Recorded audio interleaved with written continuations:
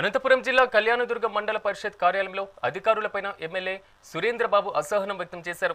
అధికారుల సమన్వయ లోపంతో పనితీరు సరిగ్గా లేదని నిరసిస్తూ ఎమ్మెల్యే సురేంద్రబాబు పారిశుద్ధ్య పరికరాల పంపిణీ కార్యక్రమాన్ని బహిష్కరించారు.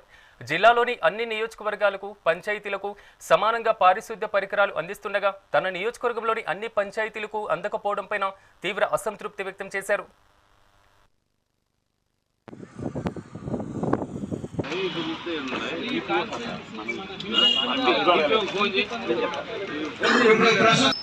ఏదైతే గ్రామాలకు సంబంధించి ఈ డిస్ట్రిబ్యూషన్ కార్యక్రమం ఉందో ఇవన్నీ కూడా డిస్ట్రిబ్యూట్ చేయాలని, ఎందుకంటే గ్రామాలంతా కూడా పరిశుభ్రంగా ఉండాలనే తపనతో ఈరోజు మన ముఖ్యమంత్రి గారు కొన్ని గ్రామాలకు ఇవ్వడం జరిగింది.